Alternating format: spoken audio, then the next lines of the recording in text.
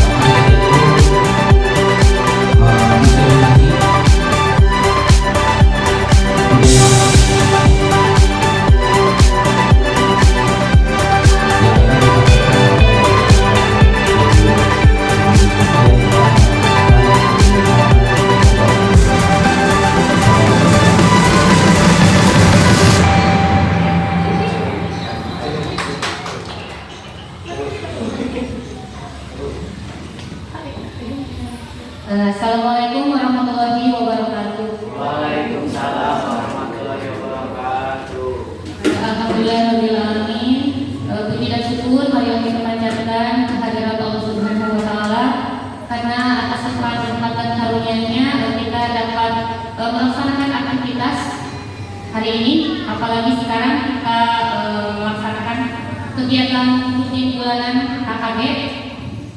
Selawat serta salam semoga tetap terlimpah curahkan kepada junjungan alam, yakni Habibana wa Nabiana Kanjeng Nabi Muhammad Sallallahu Alaihi Wasallam. Tak lupa kepada keluarganya, sahabatnya, serta umatnya, dan mudah-mudahan kita menjadi umat yang mendapatkan syafaat di yaumil kiamat. Amin ya rabbal alamin. Yang terhormat Ketua Gugus Wilayah Gugus 1 Kecamatan Pacatengah, yang terhormat Bapak Ibu Kepala dari wilayah Gugus 1 Pacatengah, yang terhormat Bapak Ibu Guru semuanya dari wilayah Gugus 1 Pacatengah. Sebelumnya saya ingin mengucapkan terima kasih kepada Gugus 1 karena sekaligus memfasilitasi saya dalam kegiatan diseminasi budaya positif.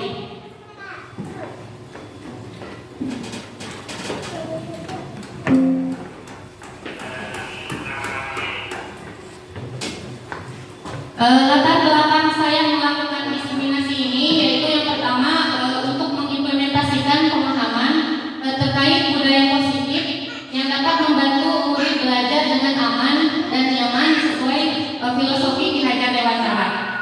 Kemudian membagikan pemahaman dan pengalaman kepada guru-guru di sekitar saya, khususnya di lingkungan tempat saya mengajar. Bapak Ibu, mohon maaf apabila sebelumnya saya berada di depan di sini itu bukan maksud untuk menggurui ya Bapak Ibu ya, tetapi di sini karena tugas bisa dibilang kalau disebut tugas negara mungkin termasuk ya Bapak Ibu ya, karena program guru penggerak ini merupakan program yang dicanangkan oleh Kemendikbud. Di sini saya bukan untuk menggurui Bapak Ibu, tetapi sharing terkait pengalaman praktik baik di sekolah kita, bagaimana kita bisa memajukan pendidikan yang ada di wilayah kita.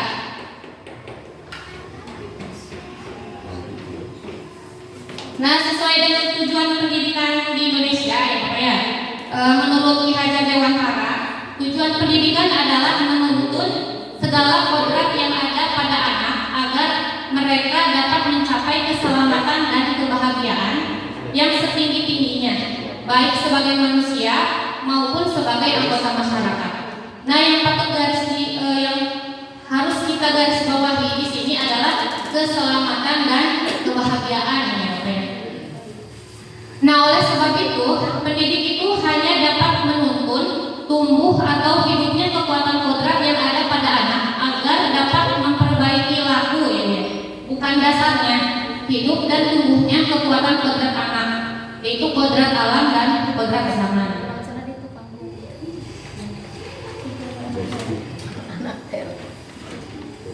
Sebelum kita ke materi Bapak Ibu ya, biar agak panas sedikit suasananya, jadi jangan terlalu kaku. Kalau terlalu kaku nanti saya tegang ya Bapak Ibu ya. Jadi materi yang ingin saya sampaikan nanti jadi buyar. Ini ada sedikit ice breaking.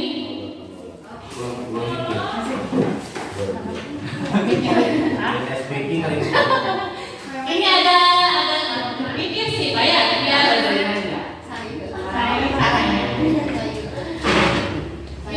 agak panas, itu agak panas, biar berpikir, semangat ya. Bapak Ibu siap? Coba Bapak Ibu semuanya berdiri.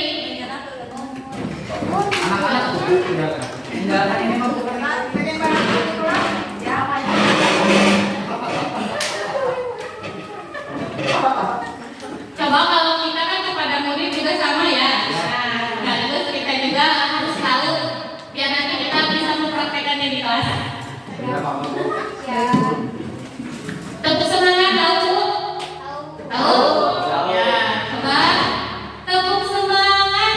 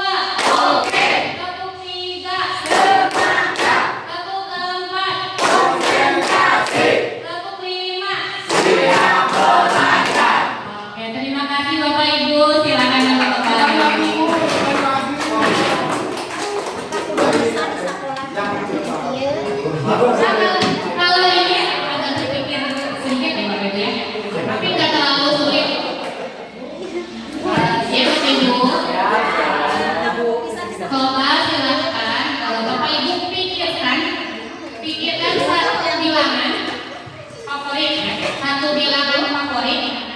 Bebas, Bu. Bebas. Caca, bilangan bulan, bebas. Jangan kemudian jangan bilangan kreatif aja. Susah berpikir. Dari 1 sampai Bebas. Siap Bapak Ibu? ya. Sudah dipikirkan angka favoritnya? Ya. Angka favorit yang barusan Bapak Ibu simpan di dalam pikiran Bapak Ibu. Kemudian ditambah 10. Ya. Sudah ditambah 10. Dikurang 3. Dikurang 3. Kemudian dikurangi lagi angka favorit yang barusan Bapak Ibu pikirkan yang tadi. Sudah. Ini selesai? Sudah. Ih, aku meranking 1. Coba jawabannya berapa Pak? 7. Ada yang beda? Minus 3. Ada yang beda? Jadi minus 3. Kok bisa ya? Ibu punya pikiran ya? Tahu nggak berapa Bapak Ibu? Benar ya menurut Bapak Indra. Jadi hasilnya itu 7. Kalau Bapak Ibu yang jumlahnya bukan 7, berarti itu ada kesalahan. Enggak. Kenapa aku bisa seperti Intinya 10 dikurangi 3, bilangan berapapun tidak akan ada hasilnya. Aku mau bukan mulai dari 10. Ya itu ada triknya. Terus Kenapa ditambah 10 dikurangi 3? 10 dikurangi 3.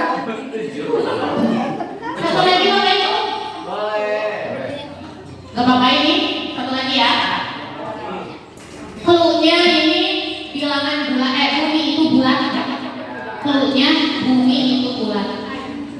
Jika 6 itu 1, 8 berarti kurang. ya Bapak. Pak Cepi.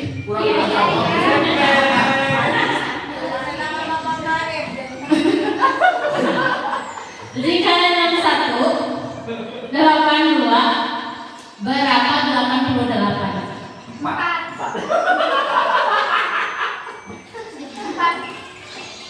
Betul ya Pak?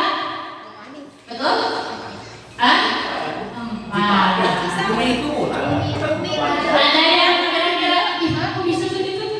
Bisa. 10 berarti 1.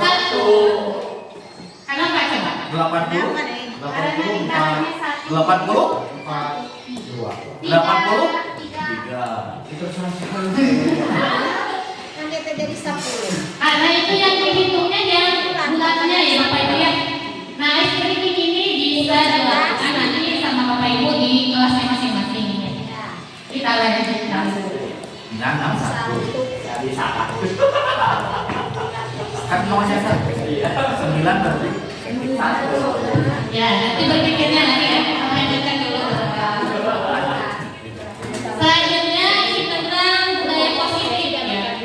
Kenapa budaya positif? Karena salah satu tanggung jawab seorang guru adalah bagaimana menciptakan suatu lingkungan positif yang terdiri dari warga sekolah yang saling mendukung, saling belajar, saling bekerja sama, sehingga tercipta kebiasaan-kebiasaan baik. Dari kebiasaan-kebiasaan baik akan tumbuh menjadi karakter-karakter baik warga sekolah, dan pada akhirnya karakter-karakter dari kebiasaan-kebiasaan baik akan membentuk sebuah budaya positif.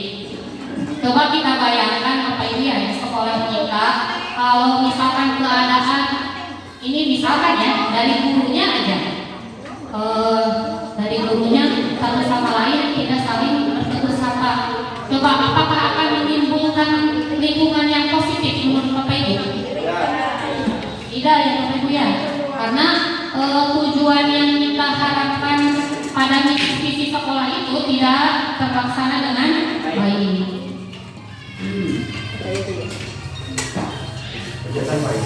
Nah, budaya positif ini ternyata sejalan dengan standar nasional pendidikan.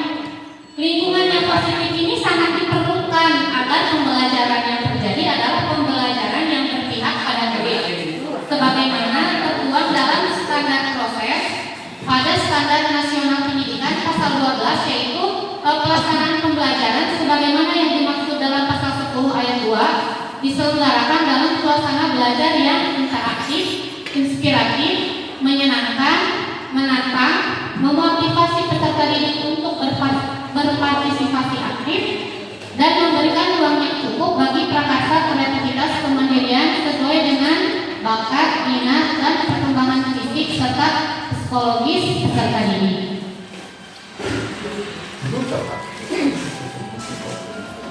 Nah, dari konsep utama budaya positif, ada 7 poin nanti yang akan saya sharingkan dengan Bapak Ibu semua.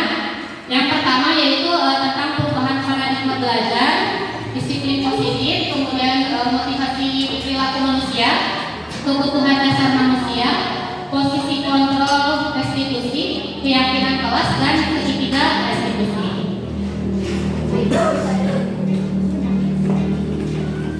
Nah, yang pertama ini tentang perubahan paradigma belajar. Kenapa ada perubahan ya Bapak Ibu ya? Karena kita tahu kurikulum itu kan selalu berubah-ubah. Kenapa harus berubah-ubah? Karena kan kurikulum itu disesuaikan dengan perubahan zaman. Nah, di sini pembelajaran paradigma baru merupakan pembelajaran yang dirancang berdasarkan prinsip pembelajaran berdiferensiasi, sehingga para peserta didik belajar sesuai dengan kebutuhannya berdasarkan tahap perkembangan sesuai teori psikologi modern untuk mewujudkan profil pelajar Pancasila. Dalam membangun budaya positif, sekolah dapat menyediakan lingkungan yang positif, aman, dan nyaman agar siswa mampu berpikir, bertindak, dan mencipta dengan merdeka, mandiri, dan bertanggung jawab. Kita tahu ya Bapak Ibu ya, saya sendiri mengenal pada tahun 2018 itu ketika masih saya honor di sekolah yang lama, ya, sudah digadang-gadangkan untuk sekolah ramah anak kan, ya, sekolah ramah anak ini kan bertujuan untuk supaya anak-anak itu merasa nyaman ketika berada di sekolah, jadi tidak merasa tertekan, saya sudah harus belajar.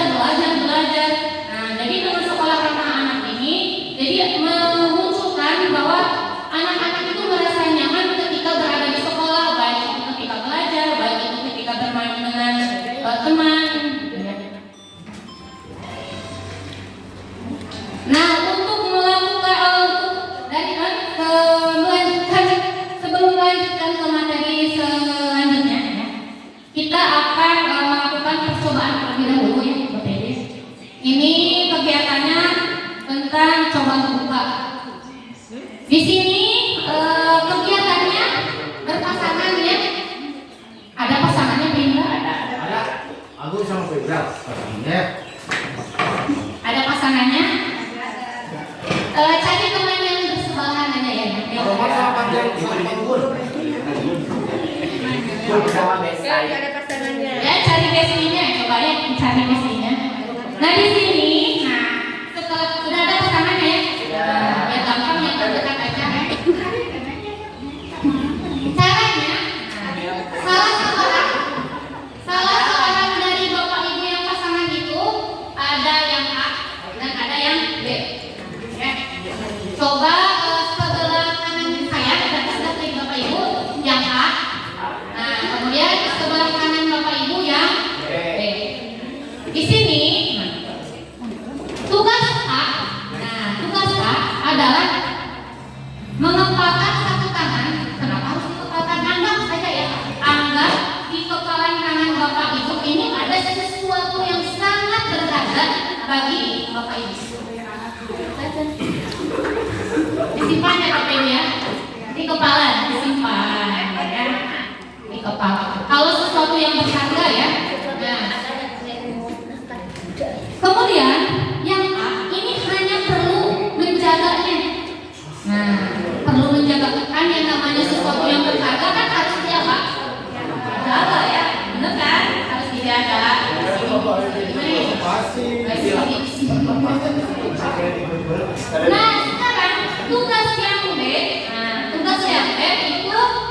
boleh merayu, boleh membujuk, boleh menghardik, boleh mengintimidasi, boleh dimarahi agar yang bisa membuka tangan. Boleh ditemel dari Boleh. Coba silakan. Tadi dipaksa. Ya Pak bisa. Coba itu apa? Coba dibujuk sampai dia Berapa harganya saya? terbuka. Yakin? Yakin bensin Pak Ira masih ada? Susah kalau begitu ya. Coba bisa dibuka. Kemudian. Boleh dikritik juga boleh. Yang penting yang penting harus kuat menjaga sampai membuka kepala tangan yang tak. Sisa Bu. Bagaimana bisa dibuka? Dikasih Bisa dibuka? Oh ini membuka ya berarti. Coba Bapak bertanya dulu. Alasan Bapak membuka sesuatu yang berharga dan Bapak itu berbuka. Ternyata berat mempertahankan.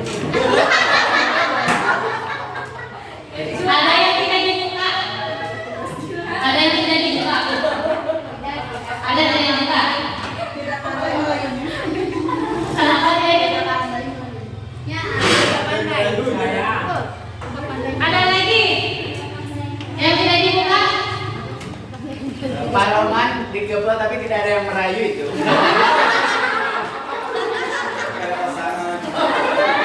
Nggak menarik.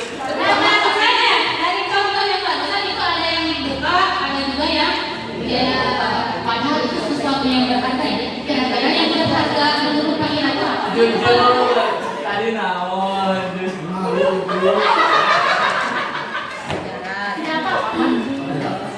Kenapa dibuka? Ya, bukan sesuatu yang berharga apa yang Jujur disimpan bisa. di Status. Status. Hati yang ikhlas. Neng absen mana Neng? Menurut Pak Rahman tadi sesuatu yang berharga yang dibuka oleh Pak Rahman itu apa? Kita bisa memberikan Ya maksudnya sesuatu yang berharga itu apa? Apa jenisnya? Apakah benda? Apakah Apakah ini mewah?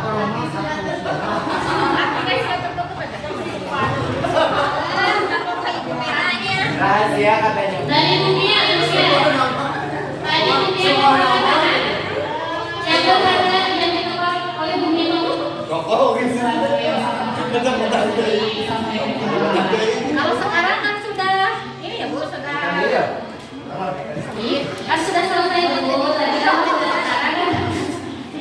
Yang menurut berharga menurut dunia ini apa? Kenapa ini saya malah pada baper? jangan pakai air. Siapa tahu kan yang berharga itu kan uang, ya, mobil, emas. Kenapa malah pada ke hati sih? Kalau istri menurut Bapak itu bahagia, simpan aja dulu ya. Sebuah nama. Sebuah nama yang hanya diungkapkan dalam doa. Nah, dari kegiatan terbesarnya, kenapa Cekal sudah membuka kepala tangan Anda, terus mengapa alasan Anda atau B membuka kepala tangan Anda? Tadi kan Pak Ira ya sudah menyanyikan katanya dibuka karena Mempertahankan itu berat. jadi secara ikhlas gitu ya, secara ikhlas. Kemudian, nah dalam kegiatan ini ya kita buat kesimpulannya. Jadi dari kegiatan ini sesungguhnya yang dapat mengontrol kendali ya, kendali kita atau yang dapat mengontrol atau membuka kepala tangan adalah diri kita sendiri. Jadi yang mengepalnya yang bisa mengendalikan itu mau dibuka, itu mau dipertahankan. Ya. Kenapa? Meskipun ada motivasi dari luar, kalau kontrol diri kita itu tidak ingin membukanya, ya tetap akan tidak terbuka. Ya. Kecuali, kalau dalam diri kita meskipun ada motivasi eksternal dari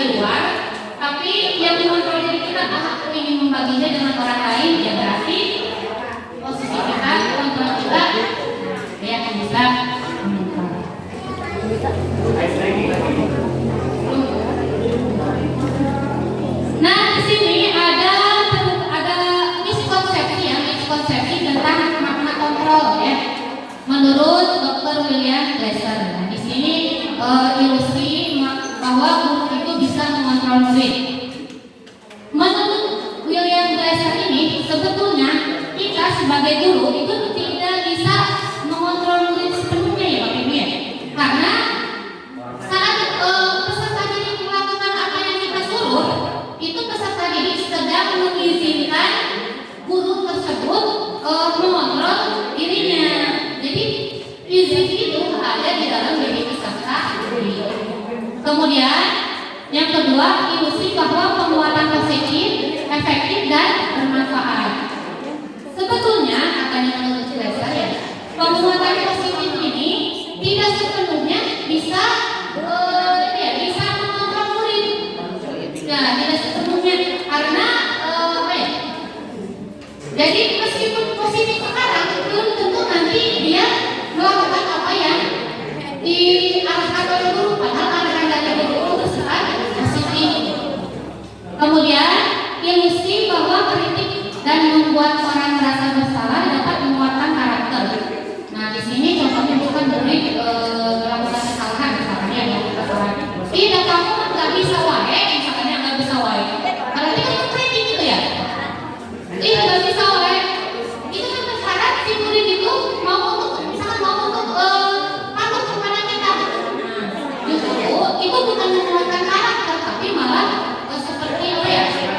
Menjadikan peserta didik atau jadi membuat mentalnya menjadi down. Kemudian ilusi bahwa orang dewasa memiliki hak untuk memaksa. Kita tahu ya Bapak Ibu, kita sebagai orang dewasa, sebagai guru, kita tidak bisa, kita tidak punya hak gitu ya, tidak punya hak sepenuhnya untuk memaksa peserta didik seperti apa yang dimau kita ya, sebagai guru.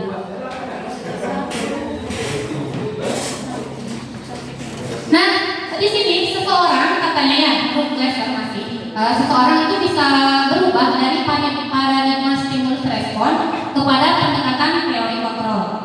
Nah, bila kita ingin membuat kemajuan perlahan, ya, buat kemajuan perlahan, sedikit-sedikit ubahlah sikap atau perilaku Anda. Berarti yang harus pertama kali dirubah berarti ya gurunya ya. Nah, kemudian, namun bila kita ingin memperbaiki cara-cara utama kita, maka kita perlu mengubah kerangka acuan kita. Ubahlah bagaimana Anda melihat dunia, bagaimana Anda berpikir tentang manusia, serta ubahlah paradigma Anda, skema pemahaman dan penjelasan aspek-aspek tertentu tentang realitas. Nah, ini stimulus responnya ya Bapak Ibu ya. Kita menganggap, misalkan kita belum tahu teori kontrol ini ya, kita menganggap bahwa realitas kita itu sama. Padahal sebetulnya realitas atau kebutuhan kita setiap orang itu berbeda. Bahkan kita dengan guru kebutuhannya juga berbeda. Kemudian semua orang melihat hal yang sama. Jadi bahwa menurut teori kontrol, setiap orang itu memiliki gambaran yang berbeda-beda.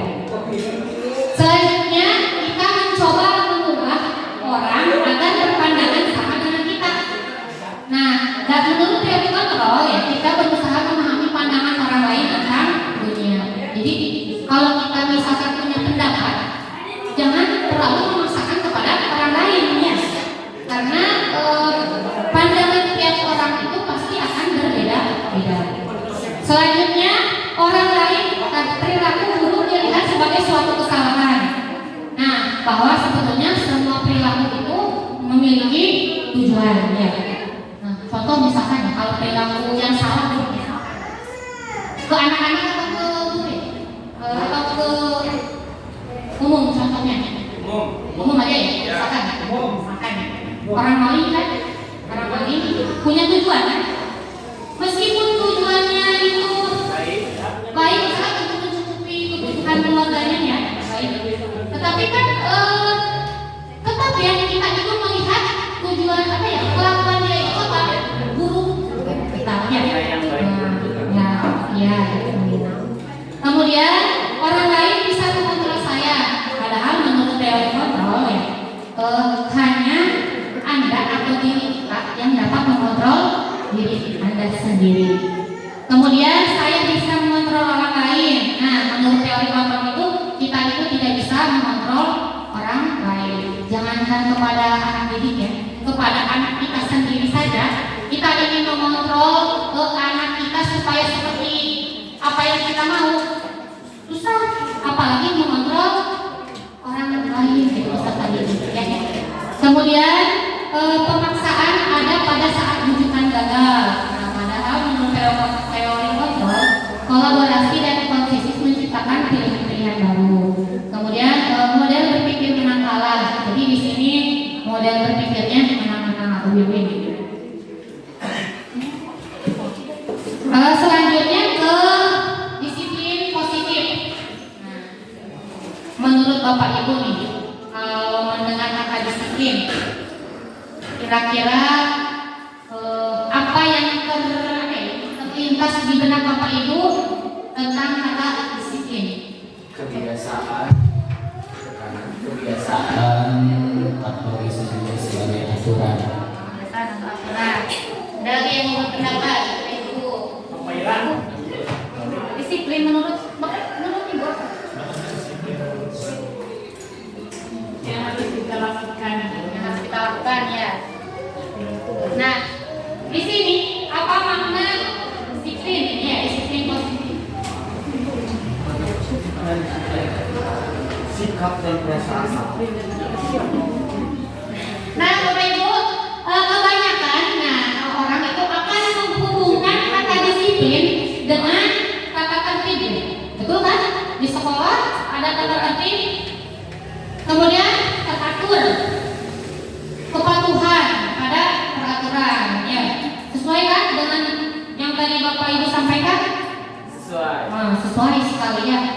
Kata disiplin, sering dihubungkan dengan hukuman, padahal sebetulnya itu sungguh berbeda.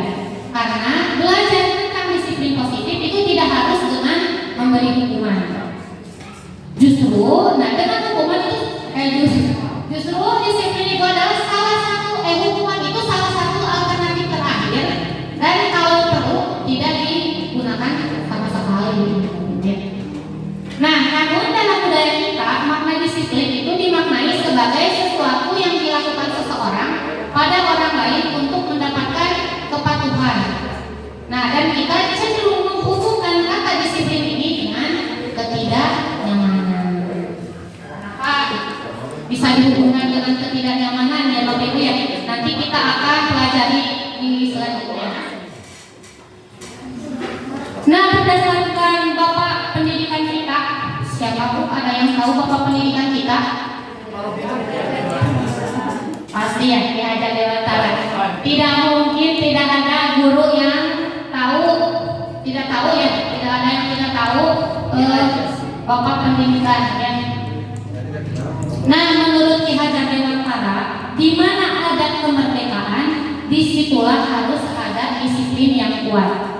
Sungguh pun disiplin itu bersifat self-disiplin, yaitu kita sendiri yang mewajibkan kita dengan sekeras-kerasnya. Tetapi itu sama saja, sebab jika kita tidak cakap melakukan self-disiplin, wajiblah penguasa lain mendisiplinkan diri kita. Dan peraturan demikian itulah harus ada di dalam suasana yang merdeka. Nah, ternyata pemikiran Ki Hajar Dewantara ini sejalan dengan pandangan menurut Diana Gosen. Diana Gosen. Nah, bahwa kata disiplin ini berasal dari bahasa Latin ya, yang artinya belajar. Makna asal dari kata ini berkonotasi dengan disiplin diri dari murid-murid Sokrates dan Plato. Kemudian disiplin diri itu membuat orang menggali potensinya menuju sebuah tujuan, sesuatu yang dihargai dan bermakna. Seseorang yang memiliki disiplin diri berarti mereka bisa bertanggung jawab atas apa yang dilakukannya, karena mereka mendasarkan tindakan mereka pada nilai-nilai kebajikan universal. Apa itu kebajikan universal? Nanti kita akan pelajari. Nah, jadi dari pendapat Ki Hajar Dewantara dan Diana Gosen ini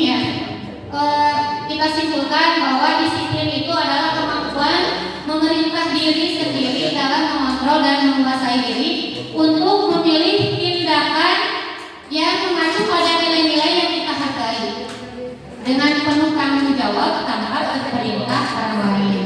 Dan nilai-nilai yang kita hargai adalah nilai kebajikan, sifat positif manusia yang merupakan tujuan mulia yang ingin dicapai setiap individu, yaitu nilai-nilai profil pelajar Pancasila.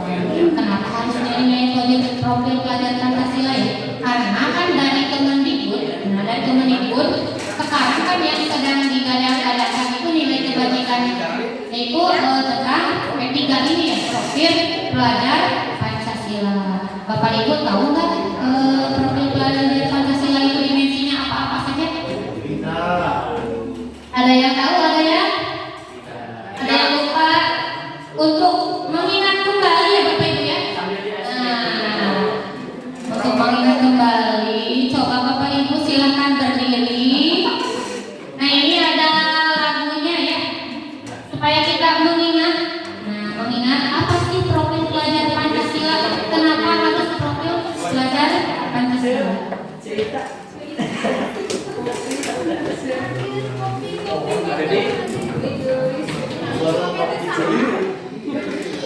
Siapa Bapak Ibu?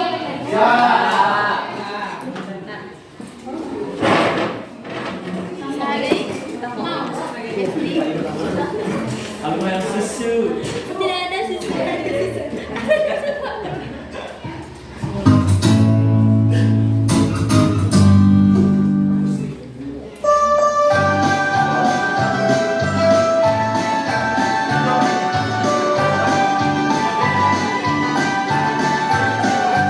Pelajar Pancasila beradil dan bertakwa pada Tuhan yang esa dan berakhlak mulia, berkebinekaan moral, gotong royong mandiri, kreatif dan bernalar kritis. Pelajar Pancasila beriman dan bertakwa pada Tuhan yang esa dan berakhlak mulia, berkebinekaan moral, gotong royong mandiri, kreatif dan bernalar kritis.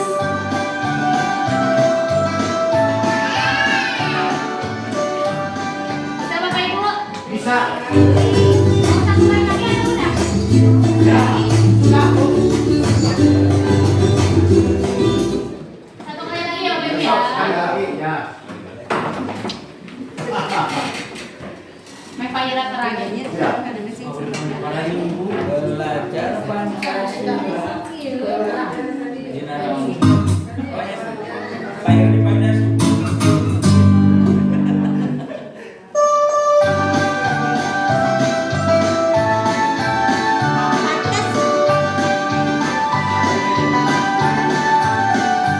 Pelajar Pancasila beriman dan bertakwa pada Tuhan yang esa dan berakhlak mulia, berkebinekaan moral, gotong royong mandiri, kreatif dan bernalar kritis.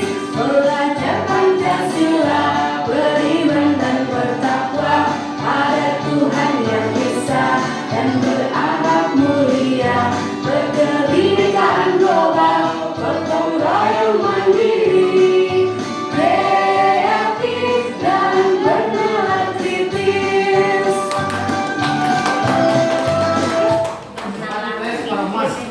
Ya, tepuk tangan semuanya untuk Bapak Ibu guru hebat kita ya. Kita lanjutkan ya Bapak Ibu ya. Nah, jadi konsep utama budaya positif yang ketiga ini tentang kebutuhan dasar manusia.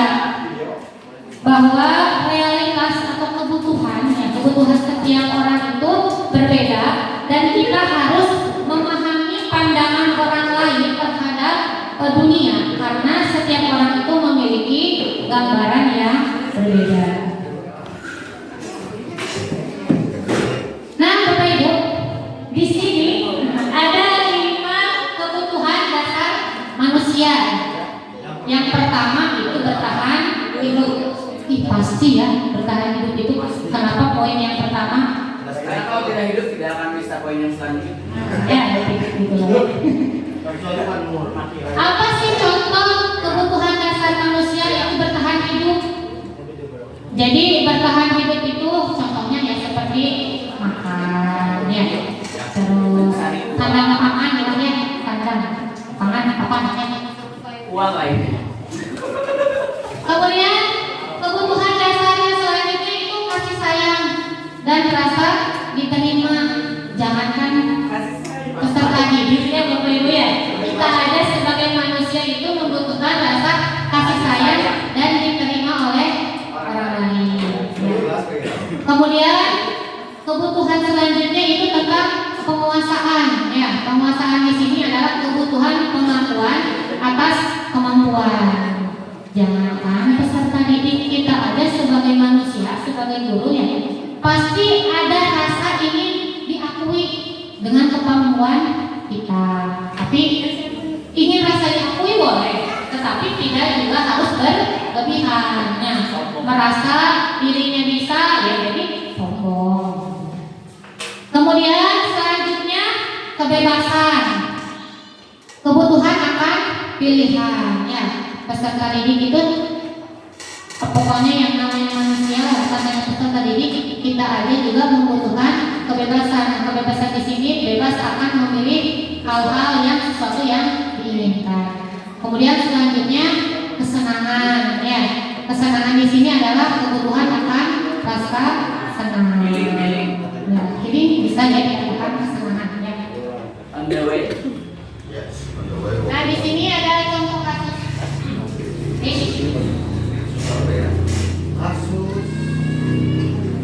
Ada contoh kasus di sini ya. Bimo, seorang anak PKB, selalu berlari keluar kelas menuju jalan raya. Di depan sekolahnya dia meramai dengan kendaraan. Tingkahnya membuat guru Bu Ani bingung dan seringkali lari mengejarnya. Ada beberapa kemungkinan jawaban yang diberikan Bimo. Ketika Bimo ditanya oleh Bu Ani, jawabannya, aku senang main kejar-kejaran dengan ibu guru, seru. Kira-kira di sini kebutuhan dasar apa yang diinginkan oleh Bimo dari 5 kebutuhan yang tadi? Kesenangan. Coba ada yang bisa? Kita cek apakah betul kesenangan. Betul ya Bapak Ibu ya. Jadi Bimo ini senang ya kalau melakukan kejaran dengan gurunya.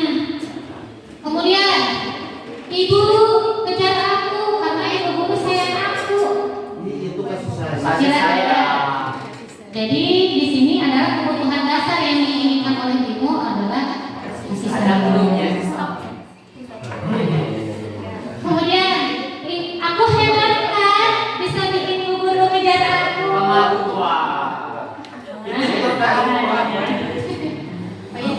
Kemudian aku bosan belajar kemarin terus di dalam kelas. Bebas. Sebebas. Ih, Pak Indra hebat ya, paham apa materi. Ranking 1 dari kelas 1 SD. Nah, selanjutnya kalau tadi 5 kebutuhan dasar manusia, sekarang itu tentang teori motivasi hukuman dan penghargaan serta retribusi. Nah, dari dosen dalam bukunya menyatakan ada 3 motivasi pada perilaku manusia ya. Yang pertama untuk menghindari ketidaknyamanan atau hukuman. Nah, kira-kira ya Bapak Ibu, Pak Ira, lamun Pak Ira datang tepat waktu ke sekolah. Apakah Pak Ira jadi memang karena dari diri Pak Ira ingin hadir tepat waktu? Karena visi misi selaku Pak Esma? Lebih ke malu jarang hadir Bu itu. Berarti itu ada motivasi apa tuh? Eksternal, ya. Ada motivasi eksternal. di jalan raya ya, di jalan raya. Kita menggunakan helm. Helm yang kita gunakan itu karena siap polisi atau memang karena keselamatan? Karena lebih ke keselamatan kita ya. Berarti itu kalau kita sadar bahwa memakai jalan itu keselamatan buat kita, berarti itu internal ya. Dan takut gosong. Tapi kalau kita takut ditilang polisi, itu berarti apa? Untuk menghindari hukuman. Ya. Karena kan tidak ada polisi, bu pasti dunia aja. Nah, justru itu salah ya. Seharusnya meskipun kita pas keluar rumah dulu ya, waktu saya PPD pas awal-awal ini integritas, katanya gini, helm itu sangat bermanfaat ya, bukan hanya untuk bukan untuk hanya sebagai pelajaran di kepala kita ya Bapak Ibu ya. Karena kita tidak tahu nasib kita beberapa menit yang akan datang. Coba kalau misalkan ini tidak di dalamnya, baru masuk keluar rumah, nah itu ya. Tapi kalau misalkan kita memakai helm, yang memakai helm, ya kan ada kemungkinannya mungkin berapa persen itu bisa melindungi kepala kita. Karena kan kepala kita itu lebih apa ya? Lebih sensitif ya Bapak Ibu ya. Kemudian yang kedua, motivasi yang kedua itu mendapatkan imbalan dari orang lain. Nah, harus gaya. Apa Ira? Kak Ira, kalau mau Pak Ira ya? Oh ya. Maaf Ibu. Ya Pak Ira. Tadinya Pak Ira ya datang tepat waktu pas sekolah. Yang dipuji atau memang kesadaran Pak Ira? Kebetulan ada. Kayaknya memang ingin dipuji ya. Kalau ingin dipuji itu berarti motivasi tes karena. Jadi motivasi yang kedua itu karena mengharapkan imbalan. Ya, mengharapkan imbalan. Kemudian yang ketiga,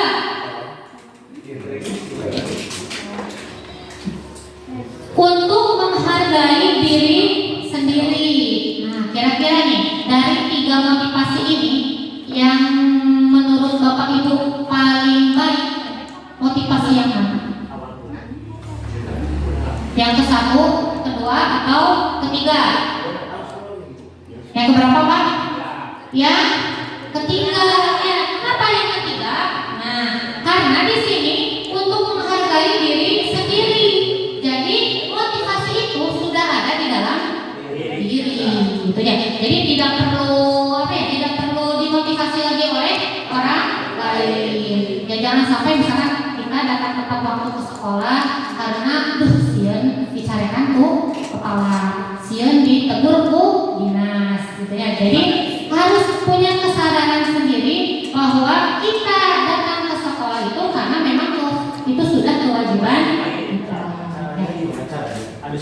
Caranya ya sadar, Pak ya, sadar gitu ya. Jangan pikir mulu Pak, sadar ya, sadar. Nah, untuk yang poin ketiga itu merupakan motivasi internal ya, berarti tujuan disiplin positif ini sudah tersampaikan. Kemudian ini berkaitan dengan hukuman dan penghargaan. Supaya kita lebih tahu nih hukuman dan penghargaan. Di sini ada kasus nih Bapak Ibu ya. Ada kasus minta tolong satu orang untuk bacakan kasusnya. Cecep. Pak saya bilang dengan mana ada? Dibacakan aja kasusnya, jadi yang lain bisa bacakan. Hukuman dan penghargaan. IPA kurang menguasai pelajaran matematika sehingga pada saat pelajaran tersebut berlangsung dia lebih banyak berdiam diri atau menggambar di buku pelajarannya. Pada saat guru matematikanya Pak Seno menanyakan pertanyaan, IPA menjadi gugup dan tak sengaja menjatuhkan tasnya dari kursi serta tiba-tiba menjadi gagap pada saat berupaya menjawab. Seluruh kelas pun tertawa melihat perilaku IPA yang berbicara tergagap dan terkejut tersebut. Pak Seno pada saat itu membiarkan teman-teman IPA menertawakan IPA yang tergagap dan malu luar biasa, dan malahan minta IPA untuk maju ke depan dan berdiri di depan kelas sambil menunjuk hidungnya karena tidak bisa menjawab pertanyaan Pak Seno. Kelas makin gaduh dan anak-anak pun tertawa melihat IPA di depan kelas memegang ujung hidungnya. Titik. Pertanyaannya, belum pertanyaan. Jadi kasusnya di sini ya, itu bahwa IPA itu tidak menguasai ya, dia lebih banyak berdiam diri. Kira-kira Bapak Ibu pernah nggak menemukan sesuatu seperti itu? Sering ya. Nah kemudian Pak Seno menanyakan pertanyaan kepada IPA karena IPA mungkin terlihat tidak bisa gitu ya. Kemudian karena tiba-tiba IPA menjadi gagap sehingga membuat teman-temannya menertawakannya. Pak Seno malah menyuruh apa kepada IPA? Berdiri di depan kelas sambil menunjuk hidungnya. Ya. Apakah kira-kira nih Bapak Ibu? Apakah Anda setuju dengan tindakan Pak Seno? Tidak. Kenapa? Tidak, karena sebenarnya ketika anak tidak bisa kemudian diberi hukuman yang membuat dirinya malu atau mentalnya terganggu, itu bukan akan meningkatkan motivasi dia untuk menjadi lebih baik, tapi malah menjadi anak tersebut itu tidak mau atau lebih malas untuk memperbaiki diri. Ya, betul sekali ya Pak Indra ya. Jadi intinya tidak masuk ke kurikulum merdeka. Iya. Menurut Anda tindakan Pak Seno terhadap IPA apakah itu sebuah hukuman atau konsekuensi? Hukuman. Kenapa? Karena tidak diberi arahan terlebih dahulu, jadi langsung ke tindakan gitu. Jadi tidak ada misalkan tidak diberi kesempatan dulu, tidak diberi kesepakatan, jadi langsung di depan aja dihukum, kemudian dilihat sama orang banyak. Ya, jadi tindakan Pak Seno ini merupakan hukuman. Kenapa dikatakan hukuman? Karena hukuman ini bersifat sepihak. Ya, sepihak. Terus hukuman itu langsung diberikan ketika pada saat itu. Jadi tidak ada kesepakatan antara gurunya dengan muridnya. Banyak sekali ya Bapak Ibu ya. Tidak apa-apa, nyanyi dulu. Di sini hukuman dan konsekuensi ya. Kenapa ada hukuman? Kenapa ada konsekuensi? Nah, bahwa hukuman itu bersifat tidak terencana. Jadi contohin itu langsung ya pada saat itu. Nah, anak atau murid tidak tahu apa yang akan terjadi dan tidak dilibatkan. Hukuman itu bersifat satu arah dari pihak guru yang memberikan dan murid hanya menerima suatu hukuman tanpa melalui suatu kesepakatan atau pengarahan dari pihak guru, baik sebelum atau sesudahnya. Hukuman yang diberikan itu bisa berupa fisik maupun psikis. Nah, murid atau anak disakiti oleh suatu perbuatan atau kata-kata. Jadi zaman dulu kan kalau kita ya waktu masih SD juga ya, saya dulu waktu SD. Kalau nggak bisa itu kadang-kadang guru itu main fisik, entah kami cabok, entah dicorek, pipi. Dulu saya pernah tidak bisa mengerjakan perkalian matematika sama guru sampai apa? Dicorek pipi saya dengan pulpen merah. Sampai sekarang itu masih ingat. Kenapa? Nah justru hukuman itu akan membuat jadi ada traumatis di dalam pikiran anak. Jangankan murid, ternyata kita sendiri aja sudah dewasa sekarang tidak bisa melupakan kejadian seperti itu ya Bapak Ibu. Jadi diharapkan untuk peserta didik kita jangan sampai kita melakukan hal yang sama seperti guru-guru kita sebelumnya ya. Bukannya cara-cara guru itu salah, tetapi mungkin dari sekian cara-cara itu carilah cara yang terbaik ya Bapak Ibu ya. Kemudian, nah, sementara disiplin dalam bentuk konsekuensi itu sudah terencana atau sudah disepakati, sudah dibahas dan disetujui oleh murid dan guru. Umumnya bentuk-bentuk konsekuensi dibuat oleh pihak guru atau sekolah dan murid sudah mengetahui sebelumnya konsekuensi yang akan diterima bila melakukan pelanggaran. Nah, di sini Bapak Ibu kita akan mencoba menerapkan dari tindakan guru apakah itu termasuk hukuman atau konsekuensi. Yang pertama, mencatat 100 kali di dalam buku kalimat saya tidak akan terlambat lagi karena terlambat sekolah. Kira-kira ini konsekuensi atau hukuman? Konsekuensi. Kita cek jawabannya. Konsekuensi ya. Kemudian yang kedua, lari mengelilingi lapangan basket 2 kali karena terlambat hadir di sekolah. Ya. Membersihkan toilet ini. Karena ingin bertanya dulu, kenapa membersihkan coretan yang dibuatnya di meja tulis itu merupakan konsekuensi? Mungkin ada kesepakatan di awal. Biasanya ya Bapak Ibu katanya kalau hukuman itu sifatnya itu tidak sesuai dengan dari kesalahan yang anak buat. Nah, kalau konsekuensi biasanya itu berkaitan dengan kesalahan dia yang dilakukan gitu. Contoh di kan coretan di meja ya harus dihapus oleh dia. Itu konsekuensi. Murid diminta untuk push up 15 kali karena tidak menggunakan masker. Hukuman ya karena itu tidak sesuai dengan bisa ya kalau pakai masker tapi kok di push up. Kemudian mengganti kertas tugas teman yang telah dicoret-coret. Konsekuensi berjemur di lapangan basket pukul 12 karena ngobrol. Murid diminta bertelanjang kaki sepanjang hari karena tidak menggunakan sepatu warna hitam. Hukuman ya. Kemudian berdiri di depan kelas sambil mengangkat kaki karena tidak bisa menjawab pertanyaan. Hukuman ya. Membersihkan tumpahan air di meja tulis karena tersenggol. Konsekuensi kehilangan 10 menit untuk mengerjakan tugas karena terlambat datang dan tertinggal pelajaran selama 10 menit. Konsekuensi duduk di bangku di pinggir lapangan pada jam istirahat serta tidak diizinkan bermain oleh guru piket karena mencederai. Ya, hukuman karena tidak sesuai gitu ya. Kemudian terlambat hadir di pembelajaran daring 15 menit dan diminta untuk tinggal 15 menit sesudah kelas. Konsekuensi ya.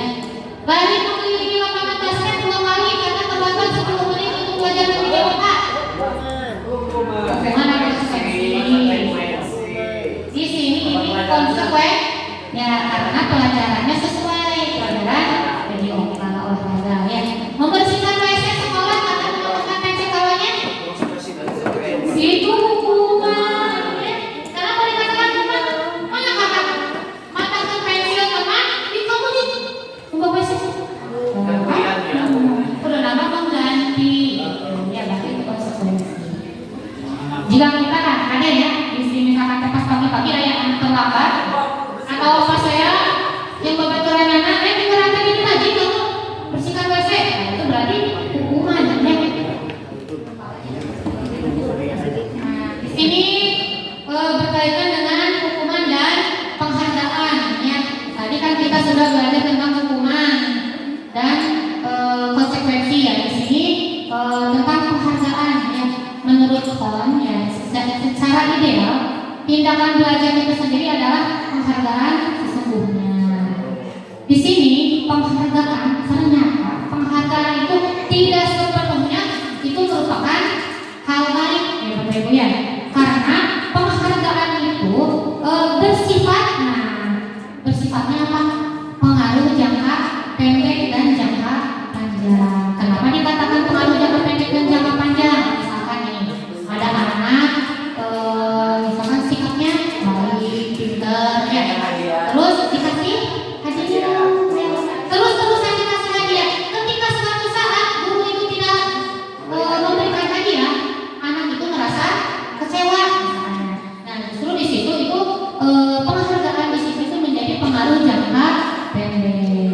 Jadi jangka panjang itu jadi ini terus beri hadiah. Kemudian penghargaan itu merusak hubungan. Maksud merusak hubungan ini misalkan ya kayak tadi ya.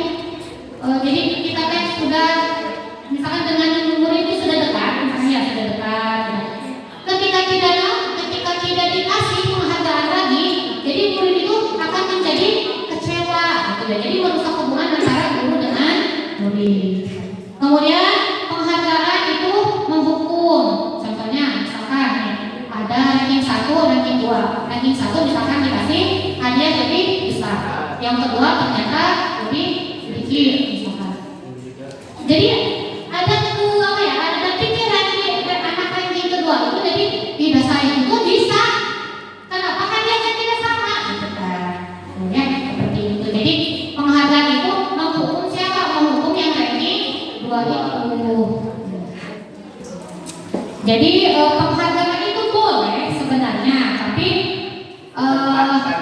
dipertimbangkan lagi gitu ya, penghargaan yang bagaimana yang lebih baik untuk anak supaya anak lain itu juga merasa tidak tersisihkan atau gimana? Tidak dihargai itu maksudnya, kita merasa tidak dihargai. Selanjutnya ini ada 5 posisi kontrol restitusi ya. Nah, ada posisi kontrol sebagai penghukum, pembuat merasa bersalah, teman, pemantau, dan manajer. Nah, ini ada posisi kontrol dulu ya. Ada posisi penghukum, merasa bersalah, teman, pemantau, manajer. Jadi di posisi penghukum ini posisi kontrolnya biasanya itu menghardik harimanya kunang tuh bisa baik. Nah, itu posisi penghukum. Kunang kamu misalkan telat, nah itu juga termasuk posisi penghukum. Kemudian pembuat merasa bersalah, misalkan gini, saat anak itu datang kita tanya, cobalah kamu itu menghargai bapak, gitu. Nanti bapak bisa ditegur oleh kepala sekolah kalau kamu datang melewatkan terus. Nah jadi membuat si anak itu merasa bersalah bahwa gurunya nanti akan ditegur oleh kepala sekolah. Nah jadi terbebani gitu. Kemudian ada posisi teman, ya kalau posisi teman, kamu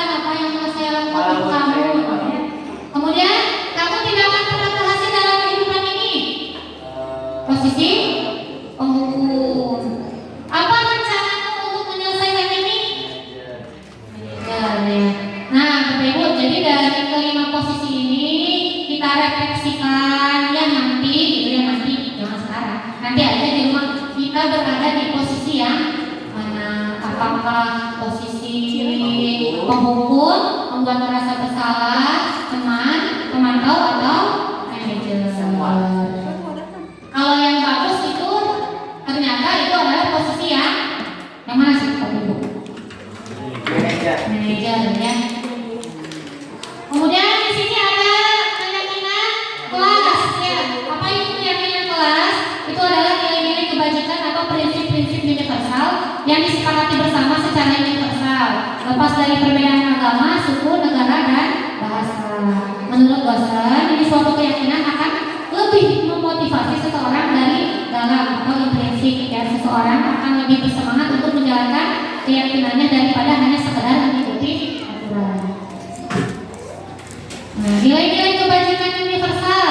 Apa saja sih nilai-nilainya? Itu nilai-nilai lintas budaya, bahasa, suku bangsa maupun agama seperti keadilan, kehormatan, peduli, integritas, kejujuran, pelayanan, keamanan, kesabaran, tanggung jawab, mandiri, ya, berprinsip, keselamatan, kesehatan, dan masih banyak lainnya ya nilai-nilai kebajikan.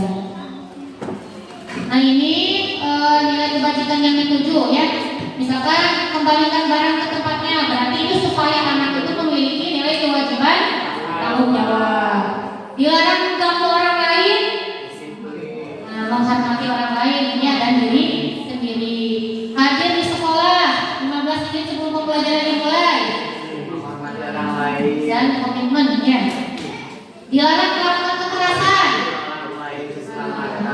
Kemudian dilarang menggunakan narkoba. Kesehatan. Dilarang bergantian atau menunggu giliran. Menghormati orang Menghormati orang lain. Ya. Kesabaran ya.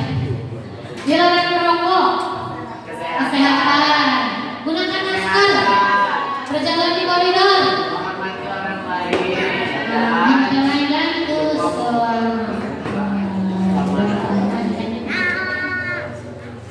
Nah ini pembentukan keyakinan kelas ya Bapak Ibu ya. Jadi keyakinan kelas itu bersifat abstrak ya daripada peraturan. Keyakinan kelas itu berupa pernyataan universal. Kemudian pernyataan keyakinan kelas itu senantiasa dibuat dalam bentuk positif. Jadi jangan menggunakan kata negatif ya. Misalkan jangan mengejar teman. Nah, jadi katanya itu harus diganti kata jangannya menjadi bukan tidak boleh ya. Jadi saling menghargai aja. Jadi ganti. Kemudian keyakinan kelas itu diterapkan di lingkungan tersebut. Kemudian semua kakak kelas itu ikut berkontribusi dalam pembuatan keyakinan kelas melalui kegiatan surat pendapat serta bersedia meninjau kembali keyakinan kelas dari waktu ke waktu. Nah ini contoh keyakinan kelas yang sudah saya lakukan di kelas saya. Ke kelas ya Bapak Ibu.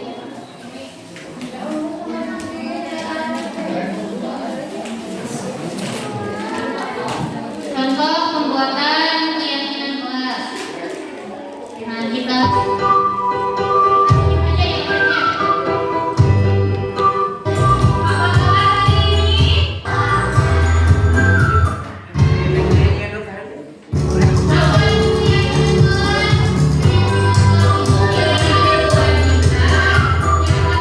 jadi di sini kita memberikan pemahaman terlebih dahulu ya kepada diri kita itu tentang keyakinan kelas.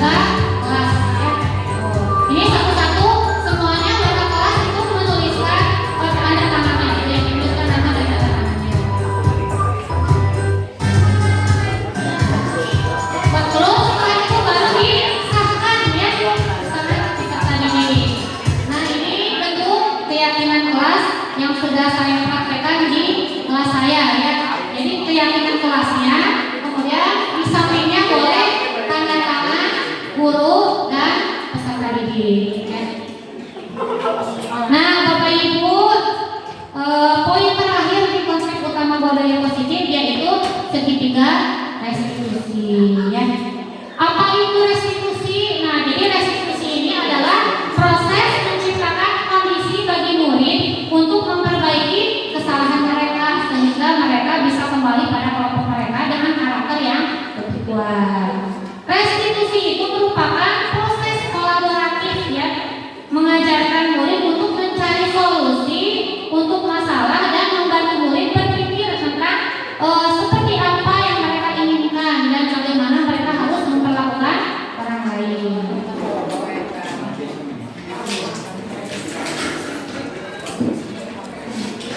Jadi Bapak Ibu, melalui segitiga restitusi ini, saat anak melakukan kesalahan, kita itu tidak menjudgekan langsung. Nah, tidak memberikan hukuman secara langsung kepada peserta didik, tetapi kita harus menggali terlebih dahulu kenapa anak itu melakukan kesalahan.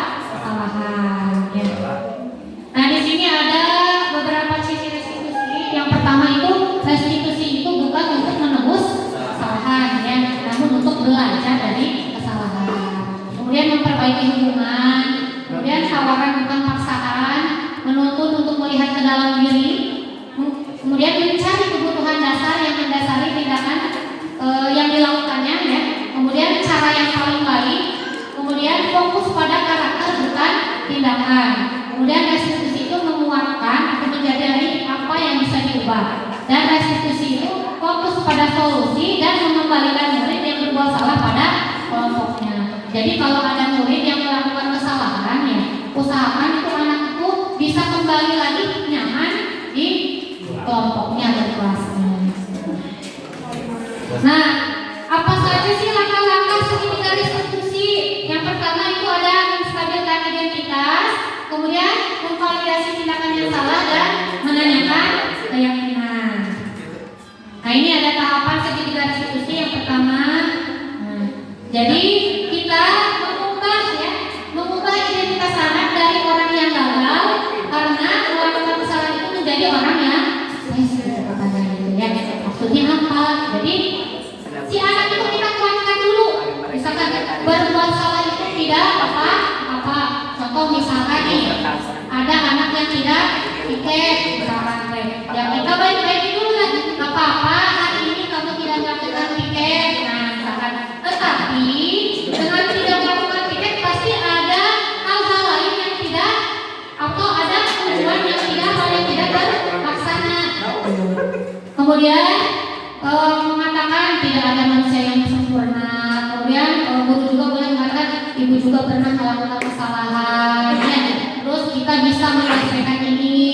Kemudian bapak ibu tidak mencari siapa yang salah dan siapa yang benar, ya. Tetapi kita di sini untuk mencari solusi. Ya. Kemudian kamu berhak seperti itu. Kemudian, nah, apakah kamu sedang menjadi teman yang baik untuk dirimu sendiri? Jadi dikembalikan lagi kepada anak, gitu, ya. Kemudian yang selanjutnya, tahapan yang kedua itu validasi tindakan yang salah.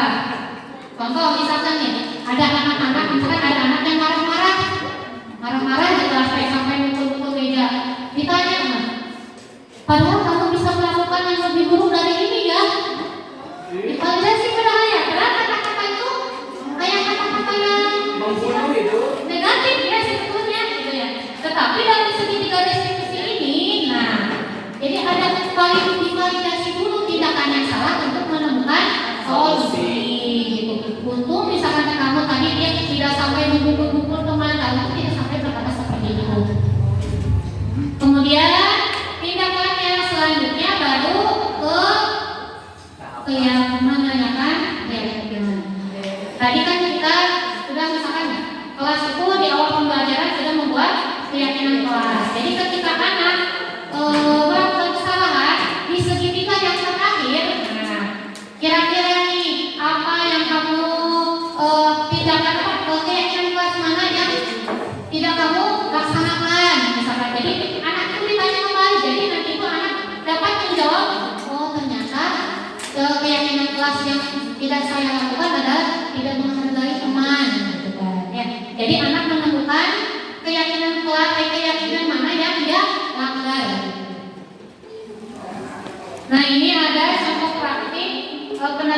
segitiga restitusi. Atau ya Bapak Ibu mungkin ini masih banyak kekurangan.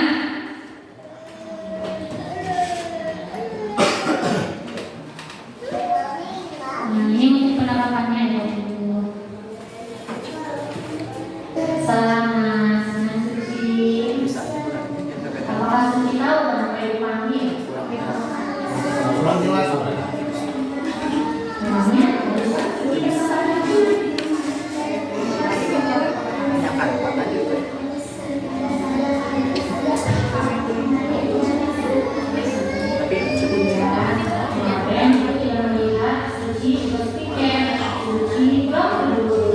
Tapi mah sok sawarna gitu ke BTKP.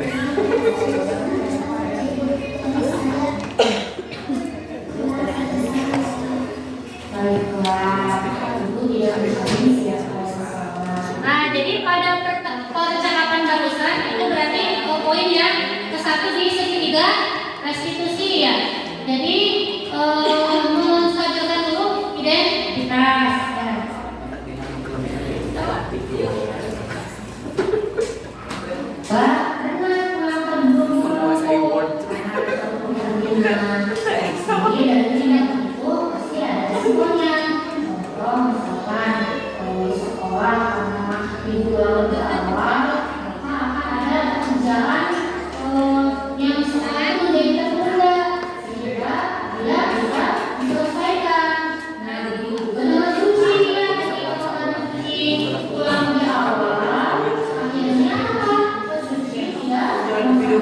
Ya.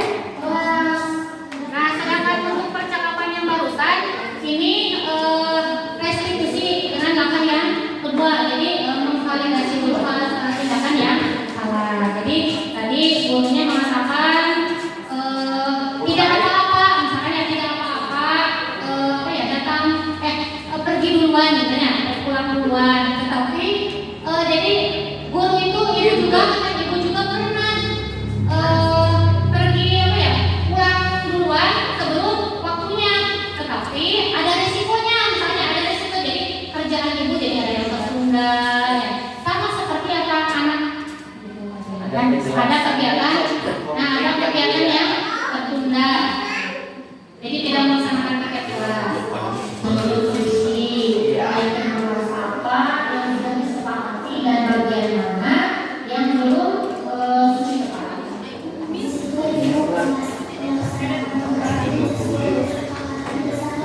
Nah kalau gitu apa yang harus dilakukan? Bisa dipaparkan. Ya itu bisa dilakukan. Apakah ada hal lain lagi selain itu?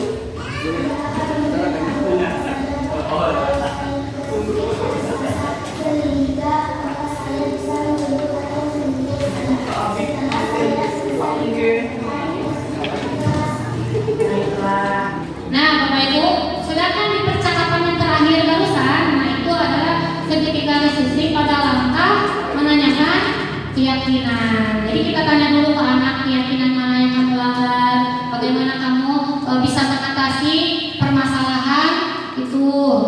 Ya, Bapak Ibu. Bapak Ibu, dari ketujuh konsep utama budaya positif. Nah, alhamdulillah sudah saya sampaikan. Mudah-mudahan apa yang telah disampaikan itu bermanfaat untuk kita semua. Ya, Bapak Ibu. Gimana Pak Eka mau? Boleh. Kalau mau bertanya saya. Satu aja ya Bu. Dari pengalaman kan kalau misalkan dilihat dari paparan tadi yang Bu Rani jelaskan dari awal sampai akhir tentang keyakinan di kelas ya, mungkin tapi saya akan mau bertanya apa bedanya dengan kontrak belajar? Kan kalau saya pribadi gitu ya, setiap tahun atau setiap semester itu sebelum memasuki pembelajaran di awal itu selalu melakukan kontrak belajar. Nah urutannya itu hampir sama kayak membagikan kertas kecil dulu kepada anak, kemudian misalkan gaya belajar seperti apa yang kalian inginkan, kemudian kelemahan kalian di mata pelajaran apa, kemudian nanti dikumpulkan, kemudian saya baca, nanti dianalisis oleh saya untuk kegiatan proses pembelajaran yang akan dilakukan ke depannya seperti apa. Nah, yang ingin saya tanyakan itu apa perbedaannya antara kontrak belajar dan keyakinan kelas yang tadi dipaparkan? Kalau menurut saya ya, kalau menurut saya keyakinan kelas dengan kontrak belajar sebetulnya saya belum pernah melakukan kontrak belajar ya dulu ya.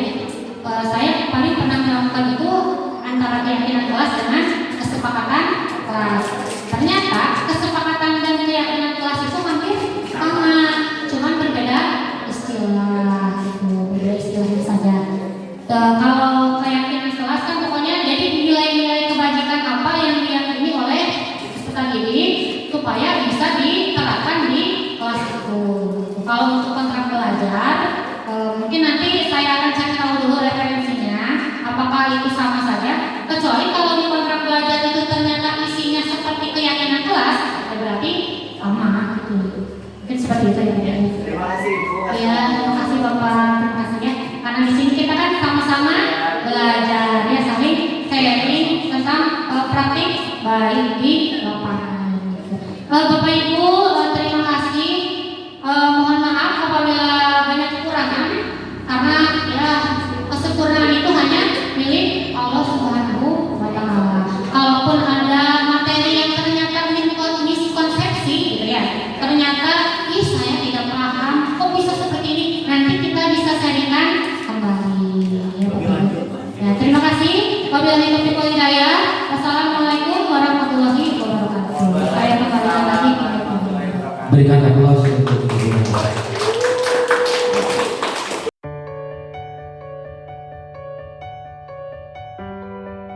Ya, bismillahirrahmanirrahim. Assalamualaikum warahmatullahi wabarakatuh. Perkenalkan, saya Indra Gunawan dari Gugus 1 KKG Kecamatan Panca Tengah. Saya akan mereview atau mengulas kegiatan diseminasi yang dilakukan oleh Bu Rani dari CGP Angkatan 9. Setelah saya mereview kegiatan tadi, banyak ilmu atau value yang saya terima terkait kegiatan yang sudah dilakukan. Di antaranya tadi saya jadi mengetahui tentang keyakinan kelas, kemudian mengetahui perbedaan antara hukuman dan konsekuensi. Kemudian tadi juga dijelaskan oleh Bu Rani tentang penghargaan kepada siswa harus seperti apa. Pokoknya masih banyak yang tadi saya dapatkan setelah dilakukannya sharing bersama Bu Rani. Pokoknya untuk Bu Rani, lanjutkan, tetap semangat. Terima kasih. Wassalamualaikum warahmatullahi wabarakatuh. Assalamualaikum warahmatullahi wabarakatuh. Nama saya Noneng Rahmatila dari KKG Gugus 1 Panca Tengah. Setelah mendengar dari pemaparan diseminasi Ibu Rani Rohimah, saya lebih tahu dari budaya positif di sekolah tentang hukuman dan konsekuensi penghargaan, terus posisi kontrol dan restitusi. Sekian dari saya, terima kasih. Wassalamualaikum warahmatullahi wabarakatuh.